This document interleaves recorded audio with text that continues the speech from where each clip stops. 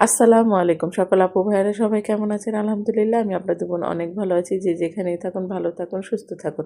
আজকে মোমো বানাবো, তার জন্য আমার লাগতেছে গরম মশলা পাউডার, স্বাদ মতো লবণ, চিলি ফিক্স আর গোলমরিচ পাউডার। তার সাথে লাগতেছে পাতাকপি কুচি, গাজর কুচি, মরিচ কুচি, পেঁয়াজ কুচি, সাথে মাংসের কিমা আর আদা রসুন কুচিও ছিল, আদা রসুন পেস্টও ছিল।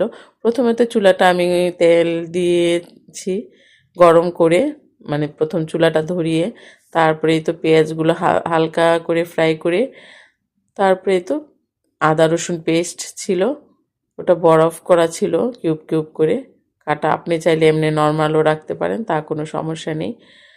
মাংসের কিমাটা ফ্রাই করে তারপরে পাতাকপি, গাজর সব কিছু কড়াইয়ের ভিতরে ফ্রাই করব। আর মাংসের কিমাটা আলাদা একটা বাটিতে রেখে দিয়েছিলাম আমি। সব কিছু ফ্রাই হওয়ার পরে একসাথে মিক্স করে তারপরে এই তো সব ধরনের মশলাগুলো দিয়ে ফাইনালি রেডি হয়ে গেল মোমোর ভেতরে দেওয়ার খামিটা। আর এখন খামিটা ঠান্ডা হওয়ার পরই সুন্দর করে ছোট ছোট করে রুটি বানিয়ে নিজের মতো করে ডিজাইন করে নিয়ে নেব, আর তারপরে রেডি হয়ে যাবে মোমো। এভাবেই সহজভাবে আমি তো আমার ছেলেদের পছন্দের মোমো তৈরি করে ফেলেছি।